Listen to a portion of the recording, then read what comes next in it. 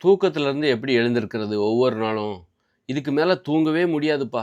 அந்த மாரி நம்ம தூங்கணும். தூங்கி முடிச்சிரணும். இதுக்கு மேல என்னாலலாம் படுத்தே கிடக்க முடியாது. அப்படிங்கிற அளவுக்கு நம்ம தூங்கிடணும். அப்படிதான் நம்ம எழுந்திருக்கணுமே தவிர, என்னைக்கோ உங்களுக்கு நல்லா தூங்கிட்டு இருக்கீங்க. தூக்கத்த கண்ட்ரோல் பண்ணி அலாரம் வச்சு கஷ்டப்பட்டுலாம் எழுந்திருக்கவே கூடாது. அந்த மாரிலாம் எழுந்திருக்கவே கூடாது. அது வந்து மிகப்பெரிய தவறு. உங்க உடம்புக்கு நீங்க செய்ற தவறு. நல்லா சாப்பிட்டுட்டு இருக்கிற ஒருத்தர வந்து கைய புடிச்சு எழுத்து கூப்பிட்டா எப்படி இருக்கும்? போதும் எழுந்துருங்க. சாப்பிட்டுட்டு இருக்கிற ஒருத்தர போய், போதும் எழுந்துருங்க. சாப்பிட்டது போதும்ன்னு எழுந்தா எவ்வளோ அவமரியாதையோ, அநாகரிகமோ, அதுபோல நல்லா தூங்கிட்டு இருக்கிற நீங்க அலாரம் வச்சு எழும்புறது, எப்ப பார்த்தாலும் நல்லா தூங்கி எப்ப பார்த்தாலும் உங்க நல்லா திருப்தியா தூங்காம, ஒரு பிரேக் பண்றீங்க. சடனா அத முறிக்கிறீங்க அந்த தூக்கத்த. அது வந்து தப்பு.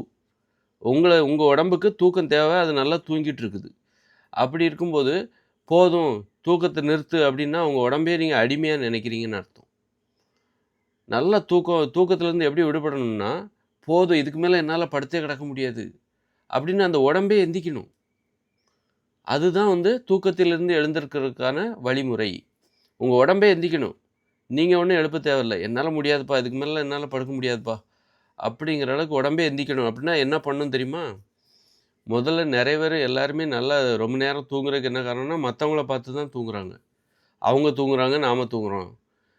வீட்டுக்குள்ளேயே பார்ப்பாங்க. எல்லாரும் எந்திரிச்சிட்டாங்களா? அப்பதான் எந்திரிப்பாங்க. அட அண்ணன் தூங்குறாரு. நம்ம அண்ணன் தூங்குறாரு, நம்ம தூங்குவோம் அப்படின்னு நினைப்போம். அல்லது தம்பி தூங்குறான், நாமளும் தூங்குவோம். அப்பா தூங்குறாரு, நாமளும் தூங்குவோம். இப்படி மத்தவங்கள பார்த்தே தூங்குறது தான் நெறைய நேரம் தூங்குறதுக்கான காரணமா இருக்கு. இன்னொன்னு வந்து அப்போ நம்ம மத்தவங்கள மாரி இருக்கக்கூடாது. மத்தவங்கள்லேருந்து நம்ம வித்தியாசமா இருக்கணும். பிறரை பார்த்து தான் நெறைய தப்புகள பண்றோம். அதுவே ஒரு தொற்று நோய். அந்த தொற்று நோயிலேருந்து விடுபடணும் முதல்ல. அதனால நாம என்ன பண்ணணும், மத்தவங்கள மாரி இருக்கக்கூடாது. சீக்கிரமா தூங்கிடணும். எல்லாருமே பார்த்தீங்கன்னா, லேட்டா தான் தூங்குவாங்க. 11 மணிக்கு தான் தூங்குவாங்க. மொபைல் ஃபோன்லாம் நம்ம என்ன பண்ணோம் 9 மணிக்கே தூங்கிடணும். அப்போ நம்ம தூங்க போகும்போதே நம்ம மத்தவங்கள பார்க்கல. எல்லாருமே 11 மணிக்கு தான் தூங்குறாங்க. அதனால நாமளும் 11 மணிக்கு தூங்குறோம். அட எல்லாருமே 11 மணிக்கு தான்ப்பா தூங்குறாங்க. அப்ப நாமளும் 11 மணிக்கு தூங்குறோம் அப்படின்னு மத்தவங்கள பார்த்து தான் நம்ம தூங்கவே போறோம். அதுபோல தூக்கத்திலிருந்து எழுந்திருக்கும்போது கூட, மத்தவங்கள பார்த்து தான் நம்ம எழுந்திருக்கிறோம். எல்லாருமே தூங்கிட்டு இருக்காங்க. நாம ஏன் எழுந்திருக்கணும்? 6 மணி வரைக்கும் எல்லாரும் தூங்குறாங்க. 6:30 வரைக்கும் எல்லாரும் தூங்குறாங்க. நாம தூங்குவோம் அப்படின்னு தூங்குறோம். 7 மணி ஆயிடுச்சு எல்லாருமே எழுந்துட்டாங்க அப்படின்னு சொல்லிட்டு நம்ம பயந்துகிட்டு எழுந்திருக்கிறோம். ஆக மத்தவங்கள பார்த்து தான் நம்ம தூங்கவே போறோம். மத்தவங்கள பார்த்து தான் நம்ம எழுந்திருக்கிறோம். இந்த மாரி பிறரை பார்த்து நீங்க வாழாதீங்க. மத்தவங்கட்ட இருந்து விடுபடுங்க. விடுபட்டுட்டாலே அது மிகப்பெரிய விஷயம். அதுவே சாதாரண விஷயமே கிடையாது. மத்தவங்கள பார்த்து தான் நம்ம நெறைய தப்புகள செய்றோம். சாதி, மதம் எல்லா தப்பும் எல்லாம் பார்த்தீங்கன்னா, நம்மளா நம்ம பார்க்குறதில்ல. உண்மைய தேடுறது கிடையாது. ஈஸியா இருக்குன்னு சொல்லி மத்தவங்கள பின்பற்றுறோம் அப்படி. இது நாம போய் எதுக்குப்பா தேடணும்? எதா இருந்தாலும் மத்தவங்கள பார்த்துக்கலாம். அப்படின்னு சொல்லிட்டு, அந்த வகையில அப்போ நீங்க என்ன பண்ணணும்னா, சீக்கிரமா தூங்கணும். எல்லாருமே 11 மணிக்கு தான் தூங்குவாங்க. ஆனா நீங்க சீக்கிரமா 9 மணிக்கு தூங்குங்க. அப்போ நீங்க என்ன பண்ணுவீங்க? மத்தவங்கள பார்க்க மாட்டீங்க. மத்தவங்கள பார்த்து நீங்க மெத்தனமா இருக்க மாட்டீங்க. இப்ப டீ, காஃபி கூட பார்த்தீங்கன்னா, மத்தவங்கள பார்த்து தான் குடிப்பாங்க. வெள்ள சீனி எல்லாம் விஷம்னு தெரியும்.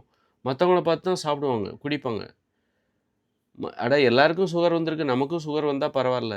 எல்லாரும் சாவ போறாங்கன்னா, நாமளும் சாவலாம். அப்படின்னு நெனைக்கிற ஒரு மனப்பான்மை அது. நமக்கு மட்டுமா சுகரு? மத்தவங்களுக்கும் சுகர். அப்போ ஒரு ஆறுதல். இப்படி எல்லாத்துக்கும் எல்லாத்தோட ஒருத்தரா நாம இருந்துட்டா நமக்கு சந்தோஷம். அப்போ மத்தவங்ககிட்டருந்து நீ விடுபடணும். இந்த நோயிலேருந்து தப்பிக்கணும்னா, நோயில ஏன் மனுஷங்க போய் மாட்டிக்கிட்டாங்க?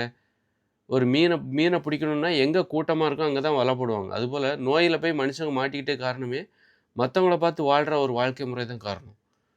அவங்கலாம் வந்து சோறு சாப்பிடுறாங்க, அவங்கலாம் டீ, காஃபி குடிக்கிறாங்க, வெள்ளச்சீனி சாப்பிடுறாங்க அப்படின்னு சொல்லி, இப்படி மத்தவங்கள பார்த்தே சாப்பிட்டு, சாப்பிட்டு எல்லாரும் தான் சாப்பிடுறாங்க. பேக்கரி கேக்கெல்லாம் சாப்பிடக்கூடாதா? சாக்லேட்லாம் சாப்பிடக்கூடாதா? அவங்க சாப்பிடுறாங்க, இவங்க சாப்பிடுறாங்க. ஏன் அவ்வளோ அ பெரிய பணக்காரங்களே சாப்பிடுறாங்க. அப்படி இப்படின்னு இப்படி மத்தவங்கள பார்த்தே சாப்பிட்டு கடைசியில பார்த்தா எல்லாருக்கும் நோய் வந்துருச்சு. எல்லாருக்கும் நோய் வந்துரவும், அவங்களுக்கும் நோய் வருது, நமக்கும் நோய் வருது. அவ்வளோ பெரிய பணக்காரனுக்கே நோய் வருது. அப்படின்னு சொல்லி நாம சமாதானம் அடைஞ்சுக்கிறோம். அதனால மத்தவங்கள பார்க்குற இந்த தொற்று நோய் இருக்குல்ல, நம்ம சுய சிந்தனை இது சுய சிந்தனை இல்லாமல் போறதுனால தான் இது. சுயமா சிந்திக்காம, அவங்கள பார்த்து ஒரு முடிவு எடுக்கிறது. நாம சிந்திச்சு ஒரு முடிவு எடுக்கணும். அதுக்கு பதிலா ஒரு உணவா இருந்தாலும் சரி, எத சாப்பிடணும், எத சாப்பிடக்கூடாது அப்படின்னு ஒரு முடிவு எடுக்கணும்னா, நாம சிந்திக்கணும். அதெல்லாம் இல்லாம மத்தவங்கள பார்த்தே ஒரு சோம்பேறித்தனம் அது. இந்த மத்தவங்கள பார்த்துக்கிட்டே எல்லாத்தையும் பண்றதே ஒரு சோம்பேறித்தனம் தான். அதுதான் வந்து காலையில எழுந்திருக்க முடியாமைக்கு காரணமா இருக்கு. காலையில எழுந்திருக்க முடியல. எல்லாரும் விடிஞ்ச பிறகு தான் ரொம்ப லேட்டா சோம்பேறித்தனத்துக்கே மத்தவங்கள பார்த்து சோம்பேறித்தனத்துக்கே சோம்பேறித்தனம் தான் காரணம். அதனால என்ன பண்ணணும்னா, அந்த வழக்கத்த எப்படி நம்ம பிரேக் பண்ணணும் அப்படின்னா, முதல்ல சீக்கிரமா தூங்குங்க. 9 மணிக்கே தூங்குங்க. அப்படி தூங்கிட்டீங்கன்னு வச்சுக்கோங்களேன், அப்போ மத்தவங்கள மாரி மத்தவங்கள பார்க்கல நீங்க. மத்தவங்கள பார்க்காமலே நீங்க தூங்குறீங்க. நீங்க உங்க கட்டுப்பாட்டுக்குள்ள உங்க உடம்ப கொண்டு வரீங்க. மத்தவங்கள பார்க்காமலே நீங்க தூங்குறீங்க. அப்ப நீங்க என்ன பண்ணுவீங்க தெரியுமா? இரவு ஒரு 3 மணிக்கெல்லாம் கூட 4 மணிக்கெல்லாம் கூட எந்திரிச்சுருவீங்க. உங்க உடம்புக்கு தூக்கம் போதும்ன்ன உடனே அந்த தூக்கம் எழுந்திருக்கும். உடம்பு எழுந்திருக்க ஆரம்பிச்சுரும். உங்க உடம்புக்கு தூக்கம் போதும் அப்படின்ன உடனே, நம்ம உடம்புக்கெல்லாம் பார்த்தா நம்மலாம் வந்து அதிகமா வேலை செய்றது கிடையாது. நடக்கிறதே கிடையாது. நமக்கு தூக்கமே ஒரு 4 மணி நேரமே போதும். ஆனா 8 மணி நேரம் தூங்கணும். எப்ப தெரியுமா? நம்ம ஓடணும், விளையாடணும், நடக்கணும். உடல் உழைக்கும்போது நம்ம உடம்புக்கு 8 மணி நேரம் தூக்கம் தேவைப்படும். நம்ம உடல் உழைக்கவே இல்ல. அப்ப நம்ம உடம்புக்கு தூக்கமும் குறைவா தான் தேவைப்படும். அந்த அளவ எப்படி நம்ம கண்டுபிடிக்கிறது? அப்படி ஏன் வந்து 8 மணி நேரம் தூங்குறாங்கன்னா, மத்தவங்கள பார்த்தியே தூங்குறாங்க. அவங்க தூங்குறாங்க, நாம தூங்குவோம் அப்படின்னு சொல்லி, இப்படி மத்தவங்கள பார்த்தே வாழ்றனால தான், மத்தவங்களும் 8 மணி நேரம் வேலை பார்க்குறாங்க. 8 மணி நேரம் தூங்குறாங்க. நம்மளும் அப்படி தூங்கிட்டு இருக்கோம். 10 மணி நேரம் தூங்குறாங்க. அப்படி மத்தவங்கள பார்த்தே தான் நம்ம வந்து தவறா தூங்கிட்டு இருக்கோம். அப்போ மத்தவங்ககிட்டருந்து நீ விடுபடுங்க. எல்லாத்தையும் அவங்க அவங்க டாக்டர் படிக்க வைக்கிறாங்கன்னா, நம்மளும் டாக்டருக்கு படிக்க வச்சிரணும். அவங்க பிரைவேட் ஸ்கூல்ல படிக்க வைக்கிறாங்கன்னா, நம்மளும் பிரைவேட் ஸ்கூல் நம்ம கஷ்டத்துக்கு எல்லாத்துக்கும் காரணம் என்னது? இப்படி மத்தவங்கள பார்க்குறது. சுயமா சிந்திக்கிறது கிடையாது. அவங்க பிரைவேட் ஸ்கூல்ல படிக்க வைக்கிறாங்க, இங்கிலீஷ் மீடியத்தில படிக்க வைக்கிறாங்க. அவங்க சாதி வெறியோட இருக்காங்க. சாதியில தான் கல்யாணம் பண்றாங்க. அப்ப நம்மளும் அது மாரி தான் இருக்கணும். அவங்க மத வெறியோட இருக்காங்க. நாமளும் அது போல தான் இருக்கணும். இப்படி இப்படி மத்தவங்கள பார்த்தே சுயமா சிந்திக்காம இருக்கிறனால தான். அதனால என்ன பண்ணணும், மத்தவங்ககிட்டருந்து நீ விடுபடு. எல்லா பிரச்சனையிலேருந்துமே விடுபட்டுரு. மத்தவங்கள்ட்டருந்து விடுபடணும்னா, சாதாரண விஷயமே கிடையாது. ஏன்னா, நீ மத்தவங்களோட எப்படி இணைக்கப்பட்டிருக்க தெரியுமா? சாதி ரீதியா இணைக்கப்பட்டிருக்க. சாதியிலேருந்து விடுபட்டா தான் நீ மத்தவங்ககிட்டருந்து விடுபட முடியும். சாதி மூலமா நீ மத்தவங்களோடு கட்டப்பட்டிருக்கிற. அப்ப நீ மத்தவங்ககிட்டருந்து விடுபடணும்னா, உனக்கு சாதியே புறக்கணிக்கிற மனப்பான்மை, சாதியை மறுக்கிற ஒரு தெளிவு, அறிவு உன்கிட்ட இருக்கணும். அது தப்புங்கிற அறிவு இருந்தா தான் மத்தவங்ககிட்டருந்து விடுபட முடியும். அதுபோல உணவு கட்டுப்பாடு. அவங்க சாப்பிட்றாங்கன்னு தானே நீ சோறு சாப்பிட்ற. அப்போ உணவு சார்ந்த ஒரு அறிவு உனக்கு இருக்கணும். அப்பதான் நீ அந்த உணவு அந்த சோறு தப்பு, சோறு சாப்பிட்டா சுகர் வரும், சோம்பேறித்தனம் வரும், உடல் பருமன் வரும். அப்படி உணவு சார்ந்த ஒரு அறிவு இருந்தா தான், அந்த சோத்துலேருந்து விடுபடணும். அப்பதான் நீ மத்தவங்ககிட்டருந்து விடுபட விடுபட முடியும். அப்பதான் மத்தவங்ககிட்டருந்து விடுபட முடியும். இப்படி அப்புறம் மதத்திலேருந்து விடுபடணும் நீ. ஒரு மதம்ங்கிறது பொய்யி. அப்போ அ கடவுள்னா என்ன? அத பத்தின அறிவு உனக்கு இருக்கணும். இயற்கை தான் கடவுள். மனுஷங்க தான் கடவுள். காற்று, நீர், நிலம் இதெல்லாம் தான் கடவுள். காற்று இல்லன்னா 2 நிமிஷம் கூட நம்ம உயிரோட இருக்க முடியாது. அப்ப அதுதான் கடவுள். உணவு தான் கடவுள். பசுமை தான் கடவுள். மழை இல்லன்னா வாழ முடியாது.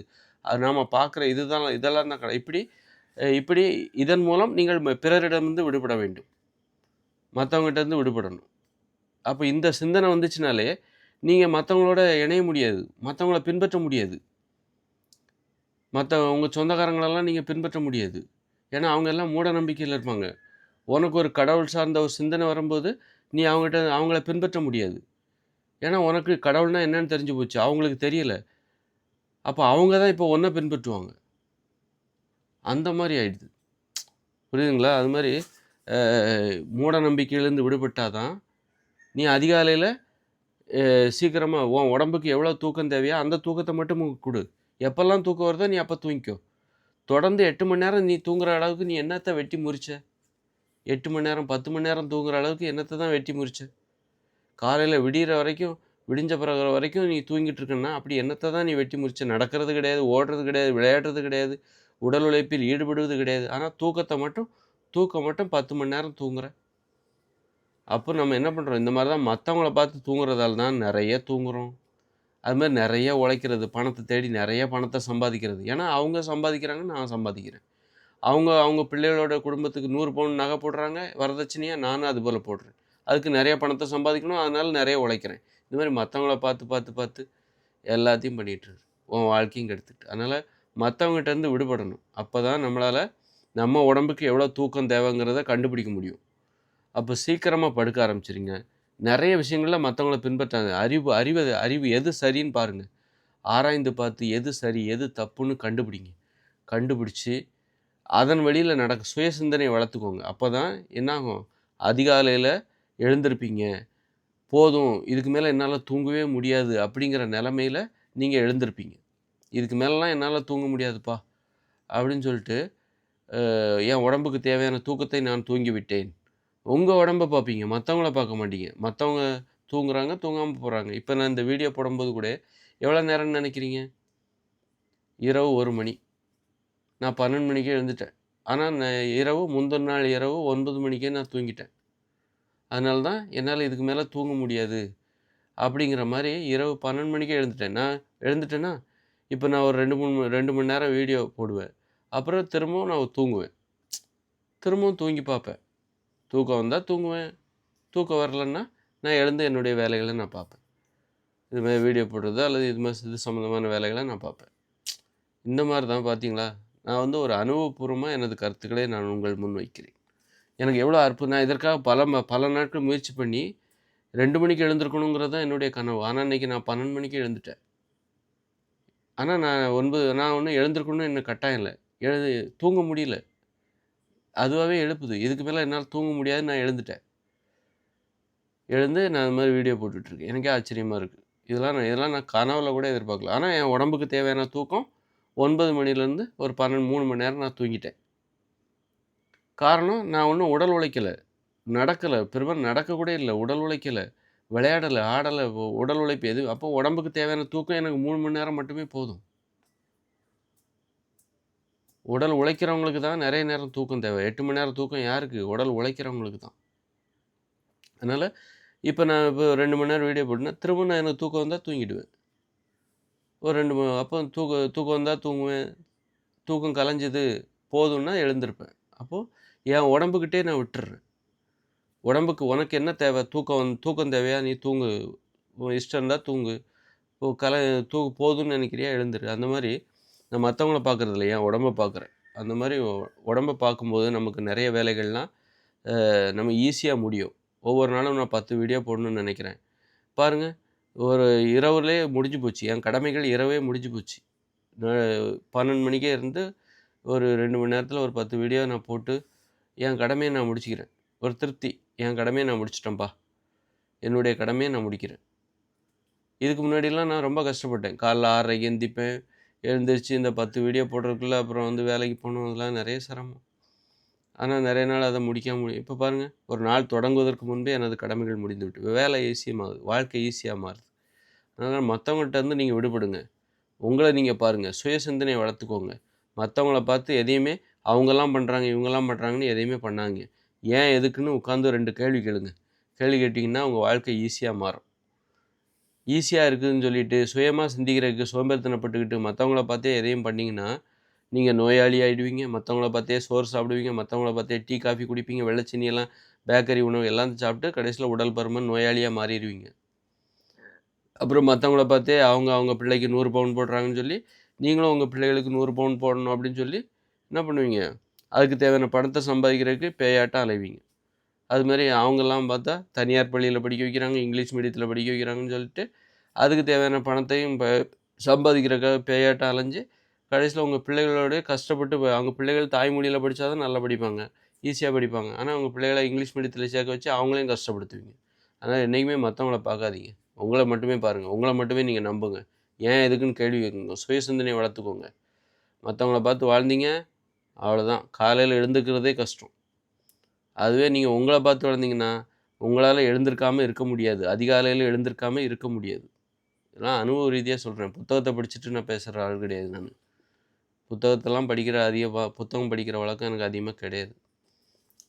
குறைவா தான் படிப்பேன். தேவையான அளவு கொஞ்சம் லைட்டா தான் படிப்பேன். மத்தபடி இதெல்லாம் புத்தகத்தில புரட்டி பார்த்து, அதிலிருந்து குறிப்புகள் எடுத்து நான் உங்ககிட்ட பேசிட்டு இல்ல. நன்றி, வணக்கம். அடுத்த வீடியோவில் நாம் சந்திப்போம்.